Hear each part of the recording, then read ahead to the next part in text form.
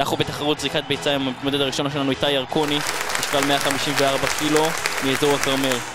איתי, מה אתה רוצה לספר לנו על עצמך? אני מבין שפעם קראת בן אדם לגזרים בעזרת ביצה בלבד. נכון מאוד! הישר מהקריות, אוהד, המקצקץ ביצים, החביתה, האומלט, הביצת עין. אוהד, מה אתה רוצה לספר על עצמך? נולדתי בלוד, שזה בחול, וגדלתי באיכילוב, במוסד טיפולי, על שם דן מנו, וגדלתי בבית ספר שמעון פרס על שם יגאל רמון. אם תוכל לתת לנו את קריאת הקרב המפורסמת שלך?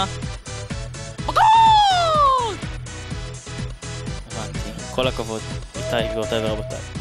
הישר מרמת השרון, דן 12 תריסר ביצים, שרון. דן, מה אתה רוצה לספר? אני נולדתי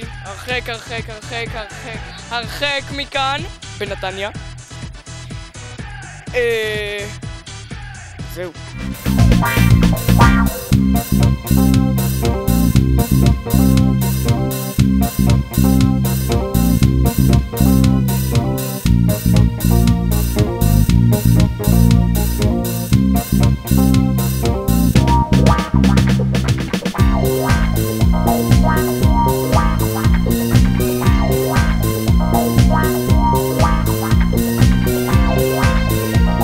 זה מה שיש לי להגיד לקהל, כולי ריר ביצתי דביק. אוי, יש עלי זנב של אפרוח.